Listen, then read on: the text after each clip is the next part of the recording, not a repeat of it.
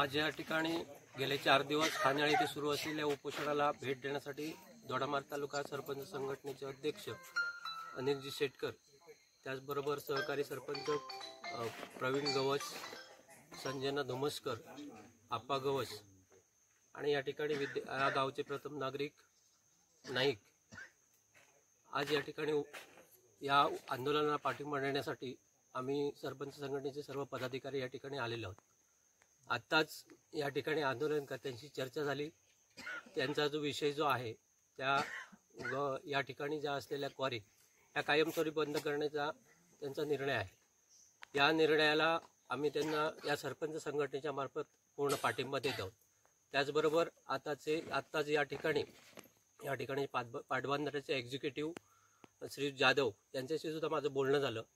ते सुद्धा उद्या या ठिकाणी व्हिजिट करतील असं त्यांनी सांगितलेलं आहे।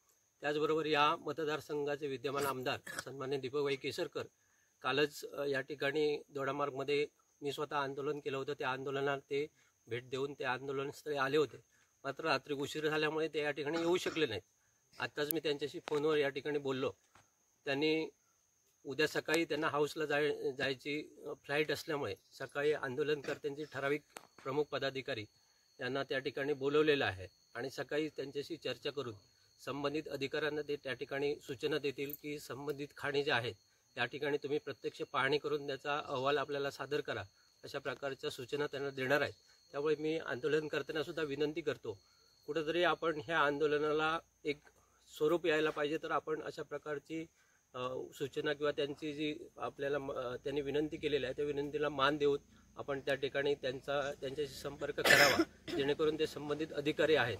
आपण एकतर या ठिकाणी घनदाट जंगलामध्ये बसलेला आहात, अशा परिस्थितीमध्ये या ठिकाणी महिला वर्ग सुद्धा मोठ्या संख्येने उपस्थित आहे। आपण सर्वांची काळजी घेणं गरजेचं आहे। त्यासाठी आपण उद्या सकाळी मी दीपकभाईंच्या माध्यमातून सुद्धा तुम्हाला विनंती करतो, उद्या सकाळी 8 वाजता आपण ठराविक 8 ते 10 जण त्या ठिकाणी त्यांच्यासमोर चर्चा करण्यासाठी या, त्यामध्ये निश्चित स्वरूपामध्ये मार्ग निघेल अशी या ठिकाणी मी अपेक्षा व्यक्त करतो। आणि पुन्हा एकदा आपल्या संपूर्ण या आंदोलनाला आपण संघटना म्हणून दोडामार्ग तालुक्यातील सर्व सरपंच या ठिकाणी तुमच्या खंबीर पाठीशी आहेत अशी ग्वाही देतो।